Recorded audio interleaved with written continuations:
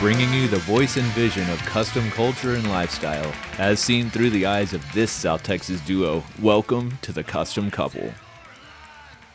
Yeah, 100%. Like, yeah, I mean, it's just a relaxing, comfortable Saturday in Austin, I feel Texas. like I know y'all now after y'all come to my favorite restaurant, meeting all my fucking people at the restaurant. Oh my God. The minute we walk in there and like everybody's like, hey, I'm wearing his hat and I got this one. And Did you see this one? Did you see this? Oh my God. Dude, they love you there, man. My hats are numbered as to whenever I sell them. Mm-hmm. And like all the people that I gave a hat to, I showed them which number hat I gave them.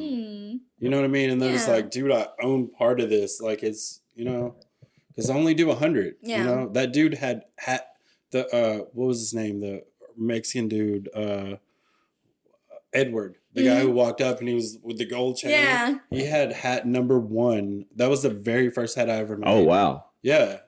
He was like, yo, this is my favorite, right? This is my favorite. I was like, yeah, it's a dope hat. I mean, that's bragging rights, man. Yeah, you got number 1. Maybe my hats will be collectible one day. I don't know. But dude, they're the next Jordans. Dude. That's the goal, right? There's hat people like that, dude. There's hat clubs where they collect certain fucking hats that drop and come out. That's kind of where I got the idea from. I was like, dude, I'm going to do a limited run of fucking really dope hats and just do 100 of them at a time. So where did Work Hard, Be Nice come from? Work Hard, Be Nice came from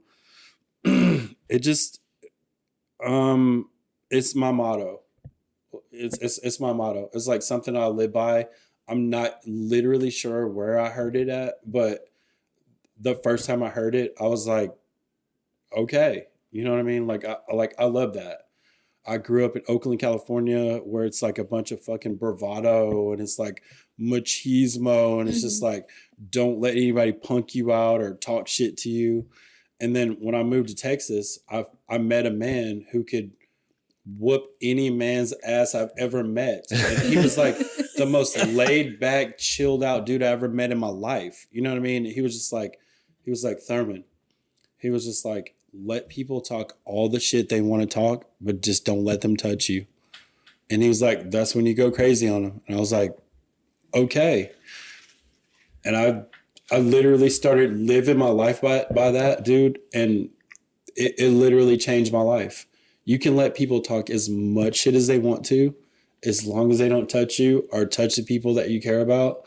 It's so fulfilling. You know what I mean? It's just like, you don't have to live out that machismo, macho, I'm not going to get punked, I'm not a sissy shit. You don't have to live that out. You know? So, I mean, like, based on that, is you're basically saying, like, words just ain't going to do it. Like, fucking, you're not going to, you can say whatever you want about me, but at the end of the day, like, I'm going to live my life, you're going to live your life. There's some Buddhist like peace in that, Yeah. It's like some grown man ass shit. It's like, talk all the shit you want to, don't touch me or the people I care about, and we're good, Yeah. And at the end of the day, you leave, you didn't get into a fight, they talked all this shit and they didn't do anything. Like, it's like, I don't know, it's like some reverse psychology kind of shit, for real. It's like, talk all the shit y'all want to, as long as you don't touch me. And they will do that. They'll talk a bunch of shit and they won't touch you. Exactly. Exactly. A lot of times, even, like at work, we get into it and be like, at the end of the day, you don't sign my paycheck.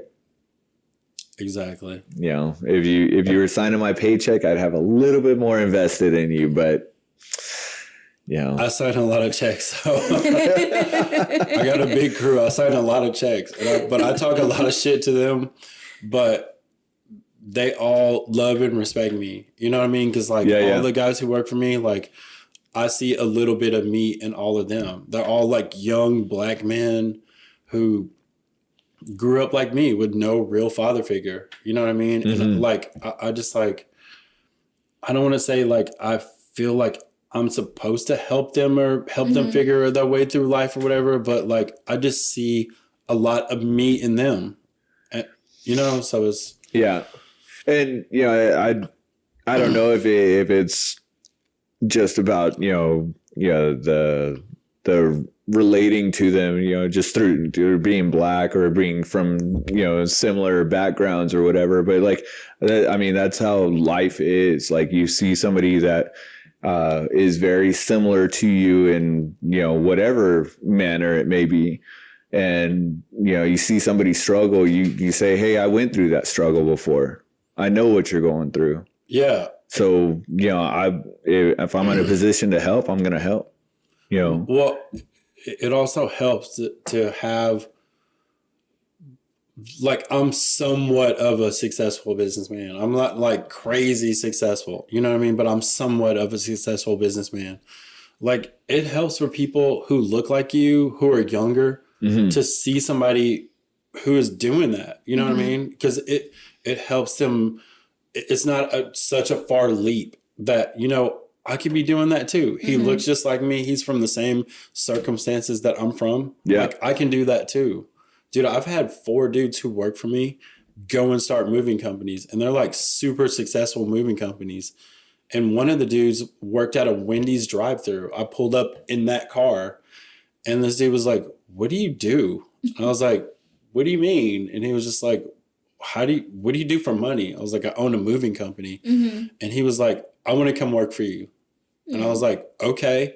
He hands me his card through the window, a card with his number on it. I call him a week later. He came and worked for me. He worked for me for 6 years. Oh, wow. Dude, he has one of the most successful moving companies in Austin now.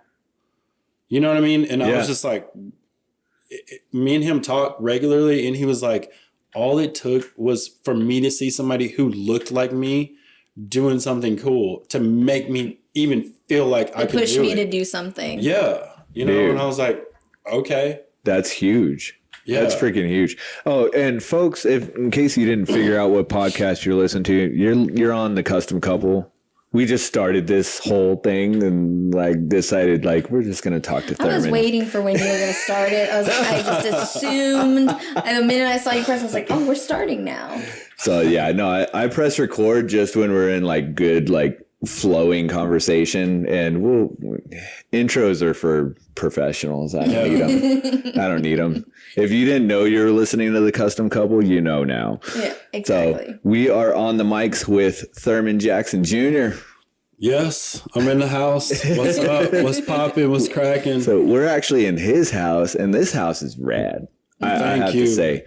Thank you, dude. Absolutely love it. I mean, we live in an older side of San Antonio. So like we totally love like the whole aspect of like how houses were like built back in the day versus like the crap that they're, the monopoly houses that are being built now. Yeah. So love the fucking house. Love it. Thank you. So Thurman, Oakland, right? Oakland, born and raised, 1973. Damn, he just dated himself, folks. Yep, 48 years old. 48. Tell me about growing up in Oakland. Like, what were you into, like, that got you into, like, the whole custom car world? Like, what sparked that? Okay, so as a child in Oakland, California, I grew up in an all-black neighborhood. The bordering neighborhood right across the railroad tracks was an all-Mexican neighborhood. We had a park that we all shared, and every Sunday it was lowriders, bombers, just crazy custom carness on a Sunday. And me and my cousins and all my friends would go sit in this little park and just watch the lowriders come through, hitting switches, and then the bombers coming through with the little alarm with the what do you call the air siren? Oh my God, yes. Dude, we have some folks like that in San Antonio that we hang out with every now and then. I know them. I know a lot of them. Hell yeah. We love that shit. Yeah, so I grew up like in that, as a child and watching that. And then my father and my grandfather, they were into Lincolns. Like, I'm not sure why. I never asked them why they were into Lincolns, but they were into early Lincolns, and they were building them and customizing them, and they just always had them. So like I grew up with that, you know, so I was like a car person before I even knew I was a car person, you know. And then my parents split and my mother moved to Texas. And we came to Texas, and they got back together, and my dad went back to Oakland, California. And I basically helped raise my brothers and sisters. And then whenever I got old enough to roll out, I rolled out. I ended up in Waco, Texas. I don't know why. It was like it was the closest city from Hillsboro, Texas. Oh, is that where you're at? Hillsboro? Yeah. Yeah. When I left Oakland, California, we ended up in Hillsboro. That's where my father's family was. And just it's just weird how everybody's into car stuff, but it's all different car stuff. Like all my uncles were into Broncos. Like all of them drove up those big giant early 70s, 80s Broncos with a removable top. Right. You know, I was like, dude, this is dope. You know what I mean? Like, yeah. And left Waco, came with a friend to Austin to skate downtown. We got here and we skated, and we ran into these kids who were into raves. And yeah, He's just a jack of all trades, dude. huh? They were Just like, met everybody at the right time. no, dude, check this out. They're like, yo, dude, we're going to this rave. Why don't y'all roll through with us? And we're like, dude, after we skate, we'll meet y'all and we'll go to this rave. Dude, we show up at this rave, and it was just like everybody was hugging each other and loving each other. I was like, what is going on here? I was like, there was no drugs involved, I'm sure. None. No ecstasy, no LSD, no marijuana. Don't even know what you're talking about. No, they just genuinely loved each other. Yeah. It was like a whole hippie commune, I'm sure. Yeah, so these kids just embraced us. They were like, where are y'all from? Hillsboro, Texas? Where is that? And they were just, we partied with them all night, and they're like, dude, you guys should, we have a room available if y'all want to move in with us. And like the rest is history. We moved to Austin like just like that, you know, like that. And then I got a job working in a restaurant. I used to be the dude who was like making the garlic, like doing prep and stuff for all doing the all chefs. the prep stuff. Yeah. And this cat across the street from me, he was a handicap guy. He had it was a 69 Lincoln Continental. It was mint green with a black rag top on it. Wow. Yeah. I was, dude, I saw that car in his driveway forever. And I was like, hey man, what are you doing with that car? And he was like, man, I'll sell you this car if you clear all the brush out of my backyard. Yeah. Done. But dude, his backyard had been overgrown for like 7 years. He's like, there's a catch. Yeah. So I cleared his backyard, put all the lumber into piles.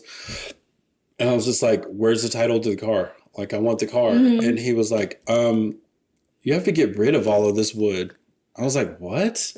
He was like, yeah, you don't clear somebody's land and just like leave it all there. So I spent like the next half of that summer getting rid of wood, like selling wood, dumping wood in weird places, and like taking wood to wood places. And I finally got that car, dude, and I was just like, was it drivable when you got it? Absolutely drivable. Oh my God. Yeah, that's dope. It needed a fuel tank and a window regulator.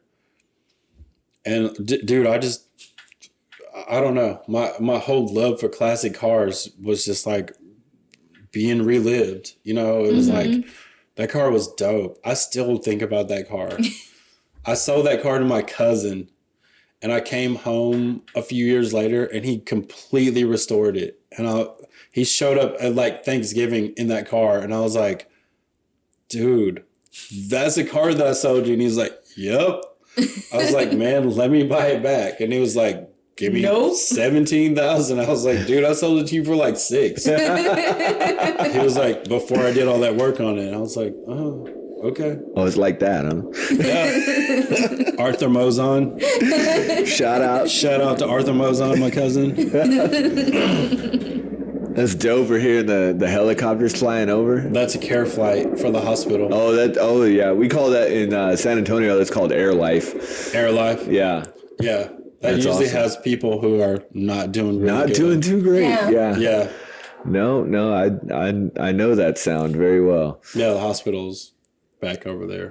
But going back to Oakland, you said so you lived in a neighborhood that one side was all black, other side's all Mexican, and every Sunday you're seeing lowriders and everything in the park, right? Bombers, yeah. So like, was there like a lot of headbutting going on at that time, or was cars bringing people together at that time? Like, what would you say the majority of people driving them lowriders were probably Mexican?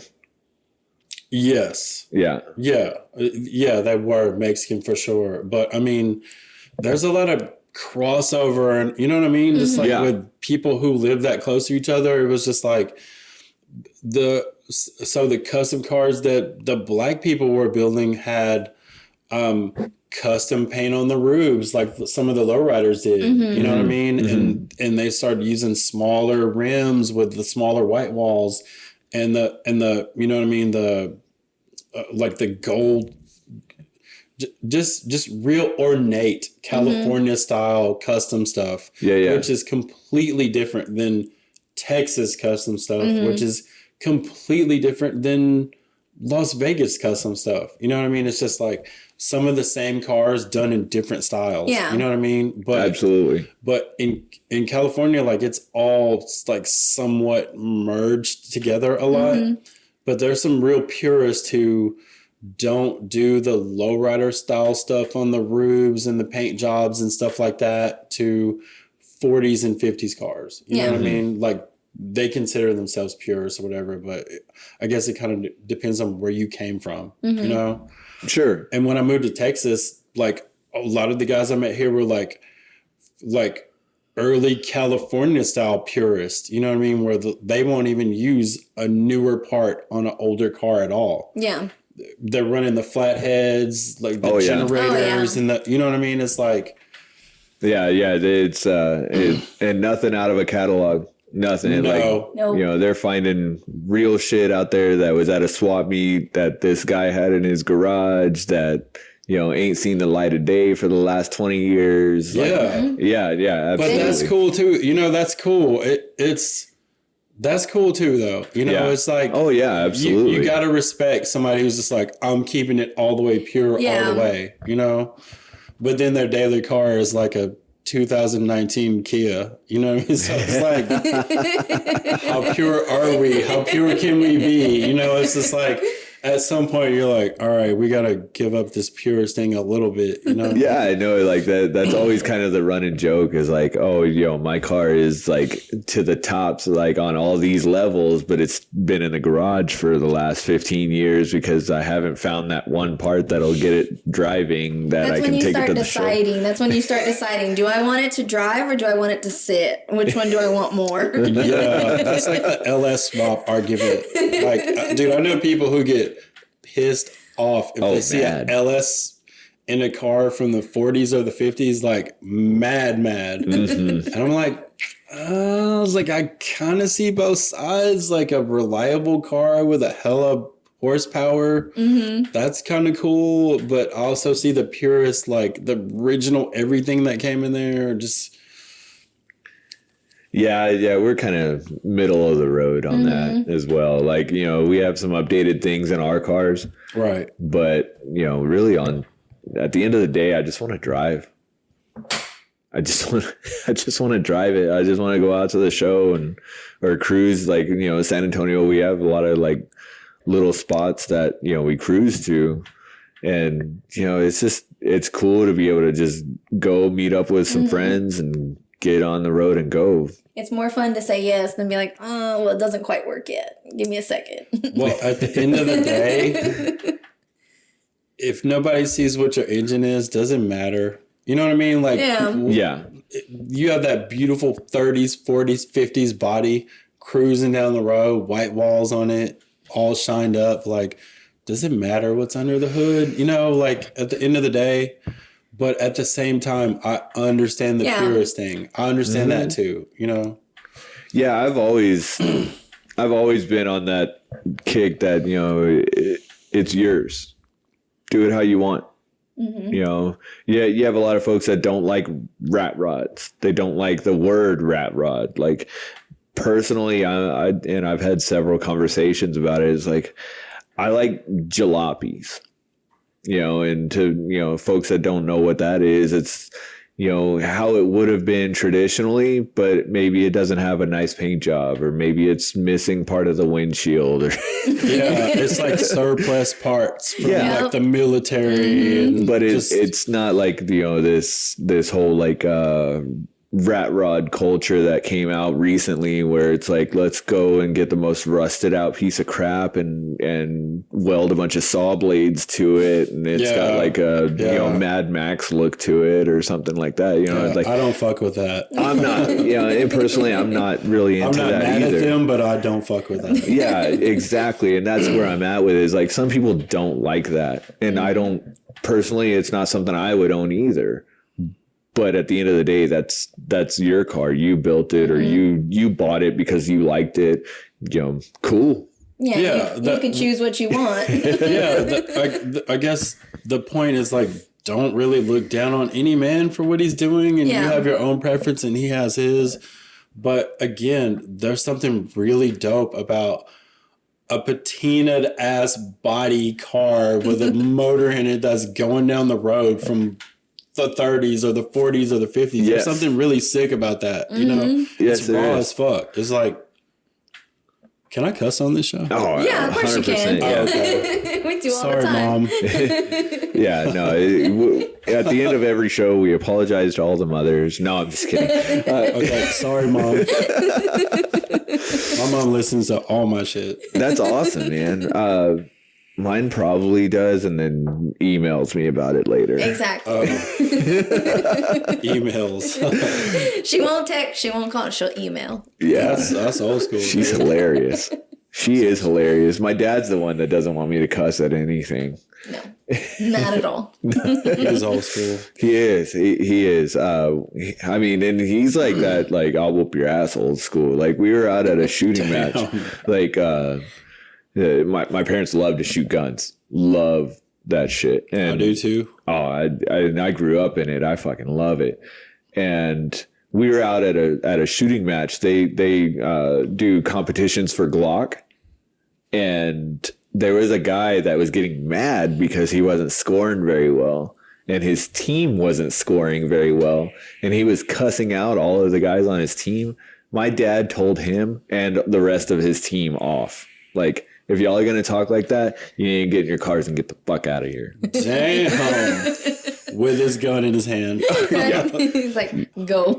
Yeah. Roll out. And my dad was just there as like a participant. Like, he wasn't like an authority figure. Oh, he wasn't in the... Oh, okay. He was there. He wasn't a judge or no shit. He wasn't wearing a black and white striped uniform and shit. He was waiting for his turn, and he was like, my wife is standing right there and doesn't need to hear you talk like that, and told them to leave. Dude, that's... Much respect to your father, dude. I'm the same way, dude. I go somewhere with my kids. I hear somebody talking crazy shit. I'm like, hey, man, my kids kind of don't need to hear this. You know, like, take us, you know, I know it's free speech. You can say whatever you want to, but sure, I'm not going to talk crazy in front of your kids, you know? Absolutely. And yeah, we do cuss on our show, and, you know, that's just normal and part of life. Yeah. You know, but it does have a respect factor when you're, you know, in the place that you're at, like how to behave, I guess. And who you're with. Yeah, you know your audience. Yeah. I know my audience. The audience for this show, you know, fuck y'all. I love y'all though. Buy some of my hats. Yes. So, you know, you're in Austin, Texas. Yes, sir. You're rolling through the car culture of Austin, Texas. Tell us, let's talk about your shoebox, man. Like, how did you end up with it? Like day one, what made you throw down money on that car? Okay, so I was driving a 71 Chevy Cheyenne truck. It was dropped, airbagged, white wall tires, custom fender skirt on it, custom interior on it. But I always wanted 30s, 40s, or 50s. You know what I mean? I was in this car club and they all had 30s, 40s, and 50s. And I was just like, dude, put your ear to the ground. Let's find something dope for me that I can work on and fix up. And we found this Craigslist ad of this guy, like, I don't even know the name of this town. It's like behind San Antonio, like 50 miles. Like literally, like we went into San Antonio and then took a sharp right and went 50 more miles. And we found this dude. He had this giant garage just filled with dope ass project cars he was working on. He was retired and he wasn't going to be able to finish any of those cars. And he had some shoeboxes in there. He had some 30s Fords. He had some 40s Fords in there. And we rolled in with me and my friends and a trailer. Because I was just like, we're buying some shit. Like we're going there. We're going to leave with some shit. We pulled up with with a trailer. I had money in my pocket. And he showed me all the cars that he had. And he was like, oh, I got a shoebox in the back. I was like, okay, well, let me look at that. We look at the shoebox, straight six, flathead, ran and drive somewhat. It was in pretty good shape, needed a lot of work to it. And dude, I was in love with the body style, the grill and the shape of it. And it's just an iconic ass American custom car. Especially in California, I've seen so many shoeboxes just like done over the top, like insane budgets with them. And they're just dope. You know, like you don't have to do a lot to them. You can run them in primer. You can run them with just white walls on them, all fucked up and patinaed. You know what I mean? You can do a mild chop. You can do a crazy chop. Yup. And yeah, you can do a lot of things with the body lines on that car. Whenever I got mine chopped, I literally considered my kids. I was like, I got 2 kids and they got to sit in the back seat of this car. So I cannot chop it so crazy that they can't sit in it. And my son was so young. I was like, man, we got to chop it to where a car seat can fit in here. Like literally, that was like part of the equation of the chop. That's number one parenting right there. Making sure your kid can fit in the car. Oh yeah. Dude, for real. You know what I mean? And basically only my kids can fit in the back seat. You can fit in it though. Nobody else can. Dude. Fingers crossed that I did. I was so happy. I was like, hey, I actually fit. This is great. Yeah. So like, you know, of course, everybody that knows Sam around San Antonio, when we go out in the Thunderbird, the last few times that we've gone out in her Thunderbird, we have the little one with us. And you always consider like, is this car going to be good for the kids? Yep. You know? Yeah. Dude, I remember the first time I was able to drive my car.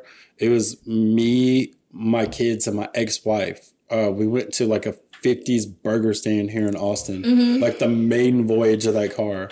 We got into it and it was like chitty, bang, bang, backfiring and smoking and fucking fumes coming in the car and shit.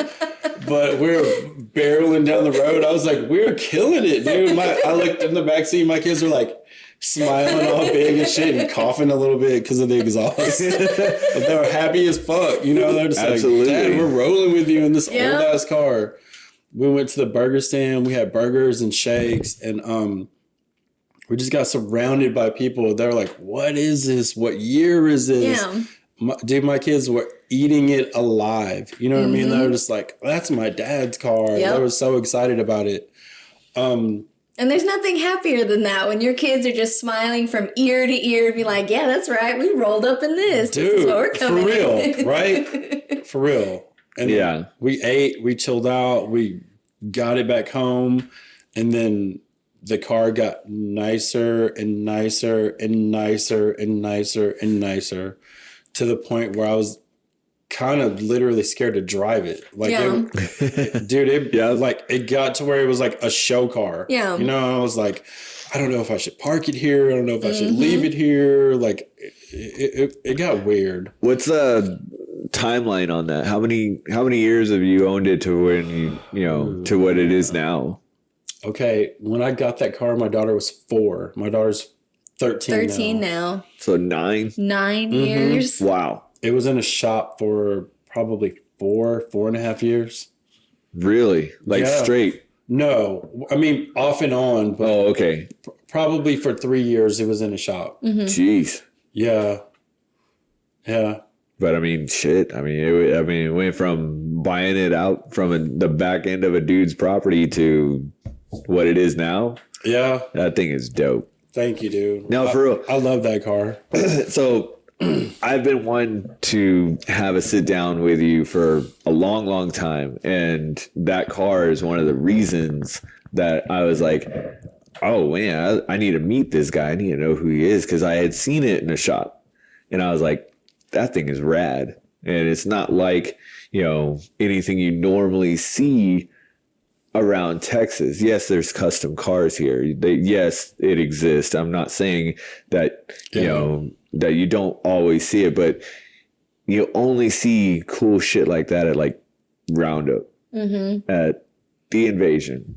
And to see that car just randomly in Austin, Texas, driving around the streets like we were today, like that's fucking cool to me, man. Dude, the crazy part about what you're saying right now is like several times in 1 month, my friends will tag me in a post or send me a post, like photos of my car on a magazine in Sweden or photos of my car in a magazine in Germany. Oh, that is fucking rad. It's just like, not bragging at all, but that car is just like, it's all over the place. Yeah. Because when you go to a car show, you don't have to have permission from the owner of that car, because it's like, it's in a public space. Yeah. You can take a photo of that car and it can be the cover of your magazine, no matter who you are or where you're from.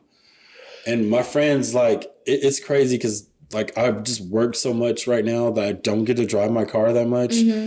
Just randomly people send me photos of my car and like Berlin magazines and stuff. I'm like, whoa, that's crazy. And I try to figure out which car show I was at when they took that picture. I'm That's like, when you start looking, you're like, okay, where did I see? What car was I parked next to? I think that was Viva car show. Yeah. We went to Viva 20 and my car won there. And dude, we won farthest distance driven in a custom car. And then we won something else. I don't remember the other trophies in my room. It's my favorite trophy in the world. It's like a bowling pin with like some 57 Chevy hood ornaments on either side of it. It's sick. Oh, that's cool. Yeah. I walked up and got that trophy. Pin. I was like, you got a bowling pin? I've got a bowling pin we've been wanting to turn into like a trophy and do something with for a bit. Like it's just been sitting in the garage because I don't want to ruin it.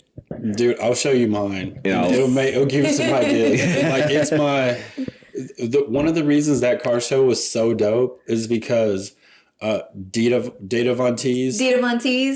She's like one of my favorites, like crush worthy style. And so we won the trophy at the Viva 20, and then we're walking into the building. I forget the name. Orleans Hotel is where they held it. We walked in there. Fucking Data Monteez is walking out of the door when we get there, and I'm like holding this trophy. I'm with my ex-wife, and she was like, "Oh my god, I want to meet her." And I was like, "Dude, walk up to her and say hi." I was like, "I'll take y'all's picture." And she was like, "I don't know. What if she doesn't want to talk to anybody?"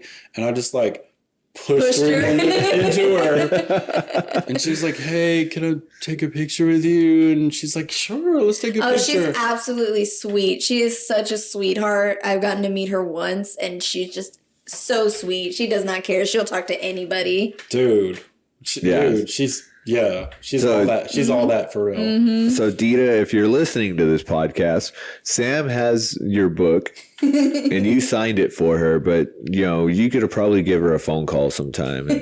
chat it up with and her. I have your what's the name of the car show there in Las Vegas? The Viva Las Vegas. Viva Las Vegas 20. I have the number 1 of the posters that were put out for that Viva show, and you signed it. Yeah, so give Thurman a call. Please. Please give me a call. Hey, you never know who listens to these things, right? It's It's like, 512.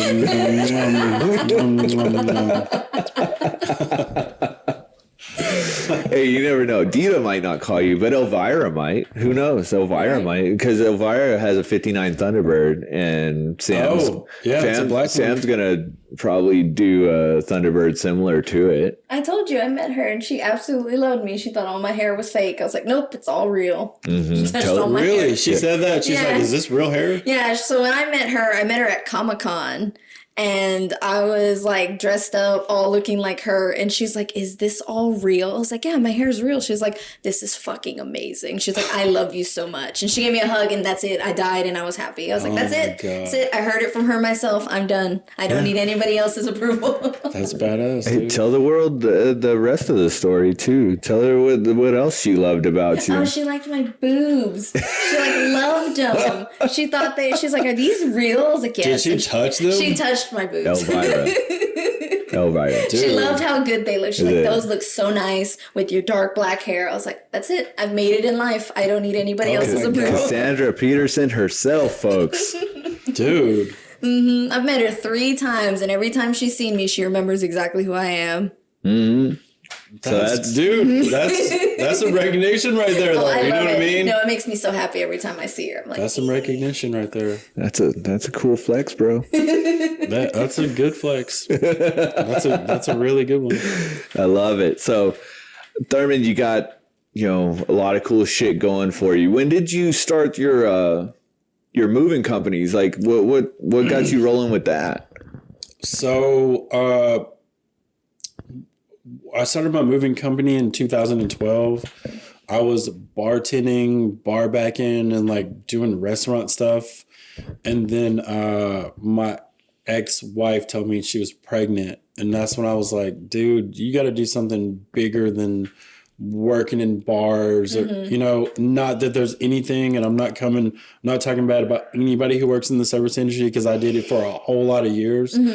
But for me personally, I had to try to figure out something that was long-term for a child, in my opinion. Yeah, absolutely.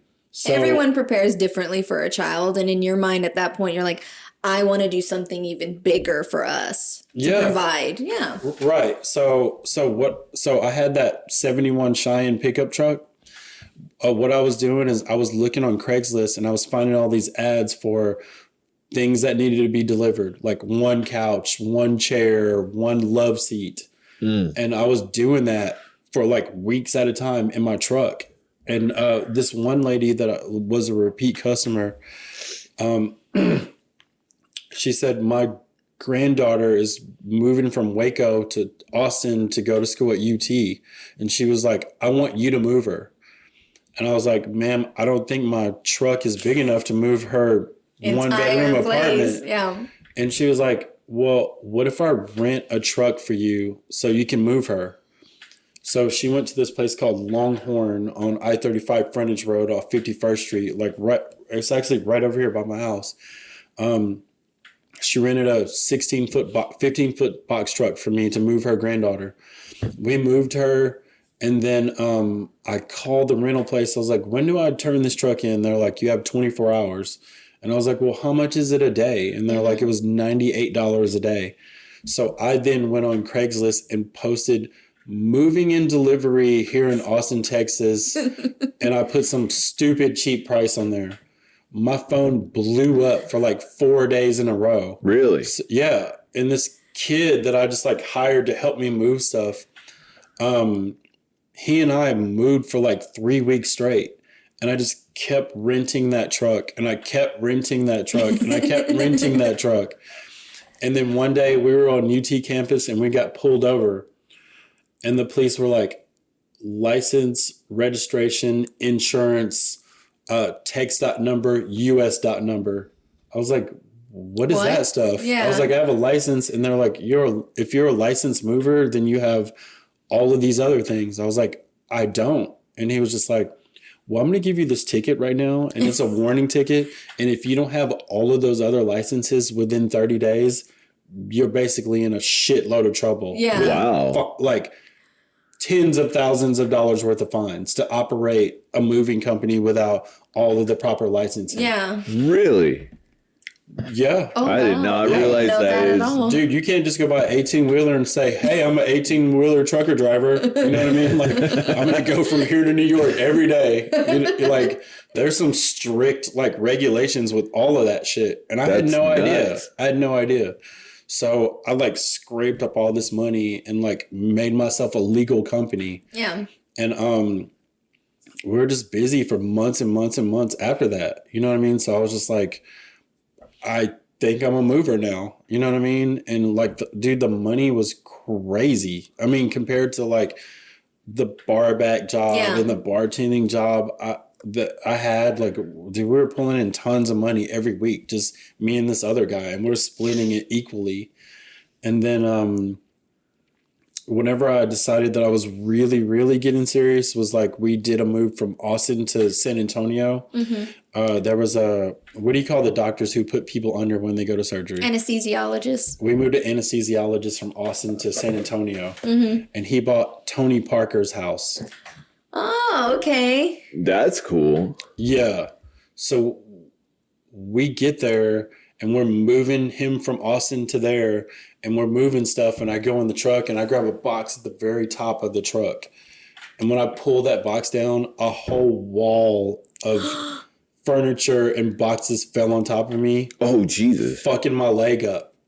So for a couple of months, I couldn't work. So I was just like hiring people to do my job Yeah. and like work for me and figuring it out. And then I figured out that I liked that a lot more than like working on that truck every day. For real. I was Yeah. like, Be the dude, boss. that shit's grueling, dude. Yeah.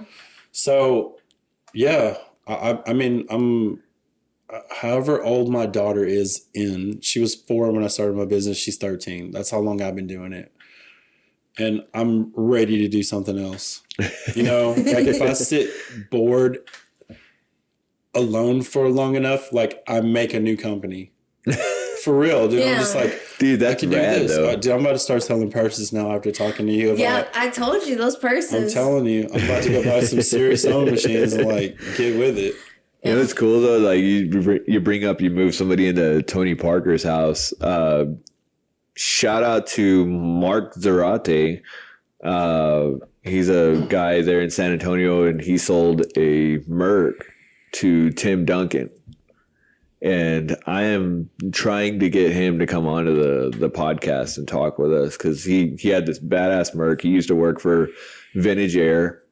And like he would be really cool to have on the podcast. So I've been really trying to get a hold of him and like make something happen with him, because that'd be a really cool story. Like, why did you get this Merc and then you're just gonna sell it to Tim Duncan? What does it look like? What color is it? Oh, it's how just, chopped like, was it? it's Like how super customized chopped. was it? Like Super chopped. Like it's a really cool looking. I want to say it's a 49. I could be very wrong about that. 4950. they maybe. all look the same until Honestly. the very last year. But it'd be really cool to have him on there, because like I want to know, how the hell did you get in touch with Tim Duncan and have him buy your car from you? Probably posted it on Craigslist or something Maybe like that. I mean, like I said, you never know who Tim listens. Duncan's personal assistant was like, "Hey Timmy, there's a car you might want to look at today." Right. Well, I mean, he does own like, what is it, Blackjack Customs or whatever, like the mechanic shops there in San Antonio. It's like Tim Duncan's a huge car dude. Really? Yeah. I didn't know that at all. Yeah. He's like, he was in a magazine maybe a few years ago and talking about like all the cars and stuff that he owns. Like he loves cars. He has a 1959 Mercury and a 50 Coupe Mercury. So it's the 50. Yep. Yeah. Damn. I Yeah. had to know it was gonna bug me. That's the sweet year right there. Yeah. Yeah. So it's the 50. So yeah, I'm gonna try to get Mark on the show, and I want to talk about that car. But yeah, that's really freaking rad. Like you say, you sit long enough and you just start creating businesses. A lot of people sit long enough and they get fat and dumb and don't want to do nothing but watch TV. Yeah, I have a hard time sitting still. You know, like I try to sit still and then I'm just like, what can I do to make some more money? Like, what can I do to, and it's all like not about greed. It's about like, I have kids and I'm thinking about like all of these different ways of pulling income when I'm asleep or just like chilling out. You know what I mean? It's like grown up shit that like my older uncles and cousins and family members talk about. So, but like you said, you have kids. Yes. So wouldn't it be rad to be like pulling income that you're not having to physically be standing right there to pull? And you can spend that time with your kids. Yeah. Like that should be the goal for a lot of people. Yeah. I mean, I grew up pretty poor and it's not cool to be old and poor. You know, that's something that I do know. I know some old people who are poor and they're not very happy.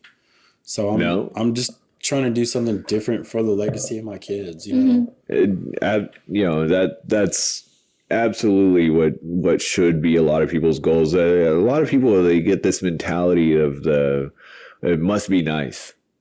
Must be nice. I can't stand that. That phrase pisses me off so much. It's like, well, you know, you've got all this recording equipment. It must be nice. It's like, no, you went out for all of that like, stuff. you know how much we saved? Yeah, my wife took paychecks where like we had barely the bills paid and still found ways to pull from that and be able to save and do things. It's like, you know, it comes down to what do you want? That was our whole first year of marriage. We had one check, 2 people that lived together, a house. We had everything. We were living off of $100 for 2 weeks, making it last.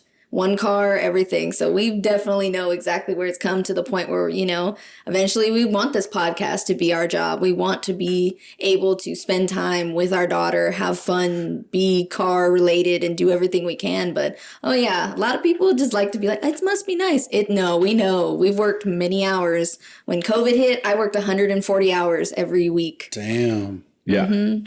Shout out all the hardworking moms out there. Hell yeah. I grew up in a house full of women. Yeah. Like, you know, like I have 1, 2, 3, I have 3 sisters.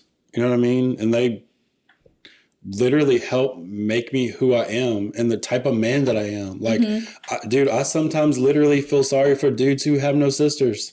You know what I mean? Because that, like, their understanding of the world is like different than mine. It takes you a little longer to figure it out. Yeah. When you have sisters, they're just like, don't do this. Don't say that. Don't ever say that. Yeah. Don't ever do that. And you're like, oh. And then when you meet dudes who have no sisters at all, they do all that shit your sisters told you not to. And you're like, damn, bro. Like, that's not a good look. You know? I feel lucky. Shout out my sisters and my mother. So that's 3 sisters and 1 mother. I was surrounded by women my whole life. Man, you probably have an advantage over the rest of us. I gotta say, I have a wonderful mother. She taught me very well. Very young in life, I learned to not say certain things. I got my ass whooped. You can't do that anymore. Yeah. You can't whoop ass anymore. No. That's illegal. It's illegal. Just Dad, to let be quiet y'all know. about it. Be quiet. Don't talk about it. Yeah, just don't talk about it. Yeah. You know? Stuff it away. And if your kids are acting up at the store, I'm gonna whoop your kid's ass. Oh, dude, I'm like a WWE wrestler in the store. When I hear kids talking shit to their parents, I'm like, do you know how hard they work for you? Right? For you to wear those shoes and you're talking to your mother like this and HEB, what the hell's wrong with you, kid? Oh, that's another one. Shout out to HEB. Sponsor this podcast, please. Oh, HEB, we love y'all. Absolutely. They came through in the snowstorm here in Austin. yeah. They came through big, dude. Yeah, same in San Antonio. It got wild there for a week in San Antonio, and you know, HEB really was like, I mean, of course down there that's all we got, but they didn't act like it. Like they were like, hey, we're here 100%. HEB shout out for real, because we were supposed to have our big wedding and COVID happened and we had to postpone, and then we had to postpone again. And then finally we were like, look, we can't do this because our vendors are holding us hostage, basically. HEB stepped up and said, we will give you a full refund because they were doing our catering for us. We will give you a full refund because it wasn't your fault that COVID shut down the world. And that's pretty cool, dude. So shout out to HEB. Please sponsor this podcast. Please. If y'all are listening, HEB. HE Buddy. I just want HE Buddy on the podcast. My son only wants Buddy Bucks. Yeah, Buddy Bucks. Dude, he's like strung out on Buddy Bucks. Hell yeah. I want to spin the wheel, goddammit. I know. And he gets that little book where you put the little cards in there. Yeah. He won like some pencils a couple of times, and then after that, he acted like he was in Las Vegas, like fiending to spin the wheel. He's like, Dad, I need some Buddy Bucks. I was like, man, you need an intervention, bro. So we are not going to Atlantic City. See, now we know. Next time we come, we just need to get all the Buddy Bucks and hoard them, and then give them to Thurman so his son can Dude, have them. my son will like love y'all forever for Buddy Bucks. We'll show up with a giant like fake check. I'm like, here's all the Buddy Bucks. And you know what's rad too? HEB has that. I know we're on this fucking weird ass like rabbit hole of HEB. Yeah. They, at like a lot of like the little like festivals that we have like around San Antonio.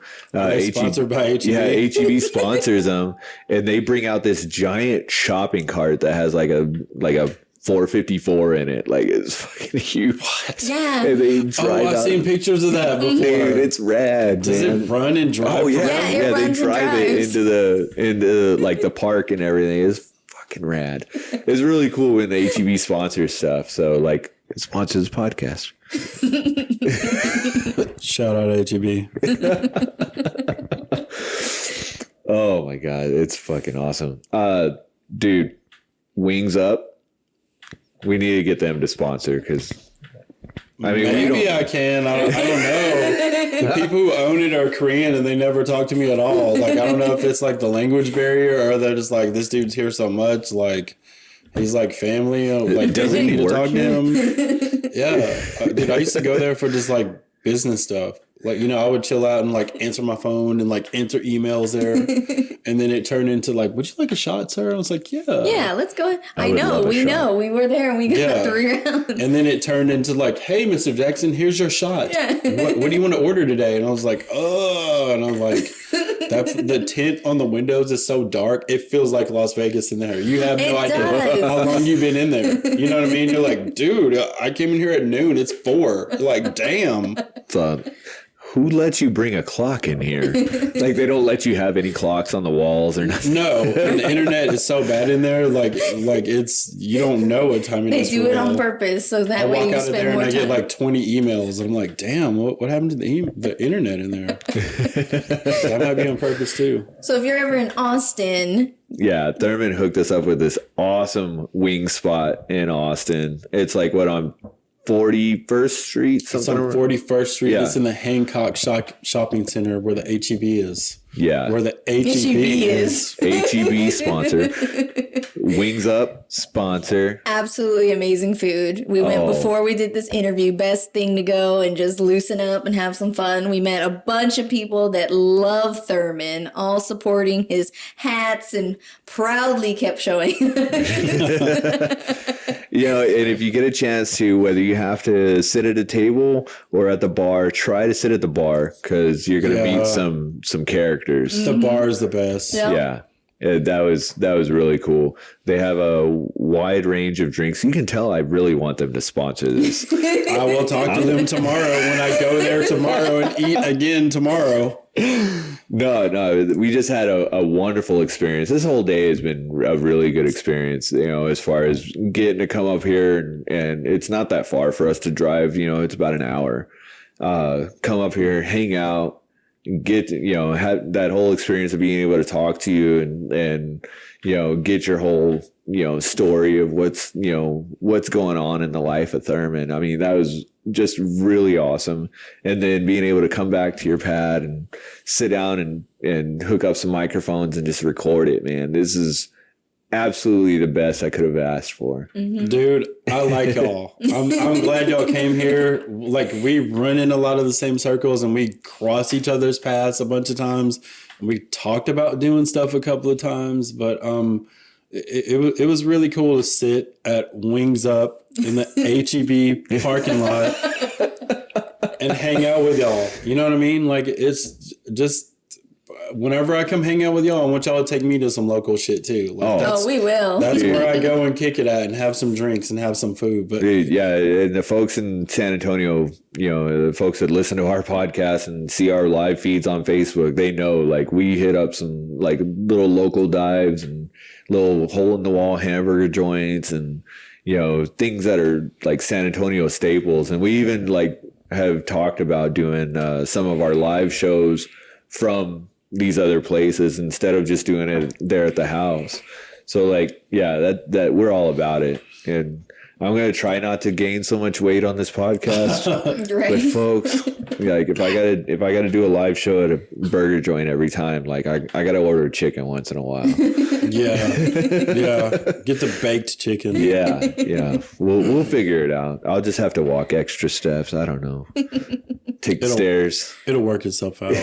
I might have to come work for Thurman for a couple weekends. Yeah, dude. I have a movers workout that I do 3 days a week, and it'll you can eat all you want to and still just be burn slim. it off.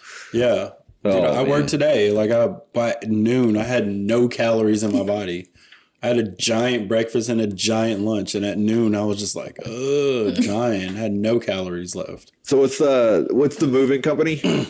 Jackson's Moving and Delivery. Jackson's Moving and Delivery. So you're in the South Texas area, Austin, San Antonio. We move anywhere in the United States. Anywhere in the United States. Wow. So if you need to move to Japan, I don't know, but anywhere in the United States. We don't drive on the ocean. We can take you to the ocean. We'll coming 2022 boats. Yeah, boat. Jackson's Moving and Delivery boats. Yes. Sponsored by HEB. Exactly. And the entire boat ride, you're just listening to this podcast. Yeah. And my music. Me DJing over the sound system in the lounge. Not even other episodes of this podcast. This specific podcast. I can play music behind this podcast. Oh, that'd be great. There you go. Done. No, so absolutely love today, man. I appreciate you. I love having you on the show. I love just being able to allow us to come up here and hang out with you and see a typical Saturday for Thurman Jackson Jr. So throw some shout outs to some folks out there, man. Shout outs. Let's see. Steve Wurstheimer, one of the dope traditional car builders. Zach Reynolds. That guy has a crazy shop doing insane custom work out there. One of the best in Austin right now. Let's see. Man, there's just a lot of people. The group of dudes that I DJ with, Motive Artistry, those guys are like my brothers. My family, my brothers and my sisters, definitely my kids, Layla J and T3, Thurman the Third. I love y'all. Y'all been with me since the beginning, going to car shows with me in Pampers. Y'all are my ride or dies. Hell yeah. A friend of mine, Jay Francis, dope DJ, good dude to talk to, good resource for me. One of my good friends, Andy Skull, she has an organization called the Hope Foundation. She does really cool shit and is building a giant building out by the airport that supports the arts and graffiti art and breakdancing and like helping all the people everywhere. She does really cool shit. She's one of my best friends.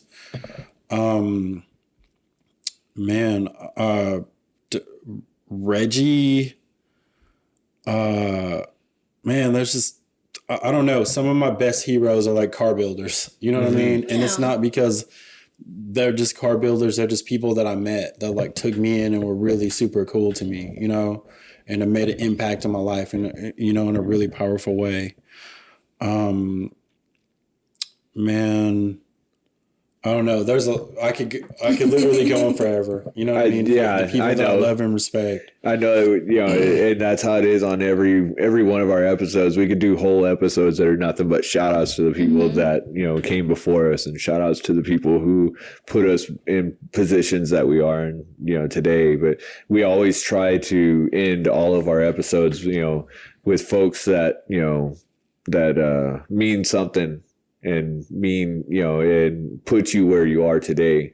And I love that. I love that you got a long list of good people in your corner. That's fucking rad. Yeah. Yeah. So you want to wrap it up? Yeah. So again, last shout out for me to Thurman. Thank you. Showing us around Austin, taking me to a delicious place to eat because I'm very picky at eating. Anytime. Don't forget, everybody, you gotta, work hard, be nice. Exactly. And in all things customs, keep it cool. Thank you. Peace.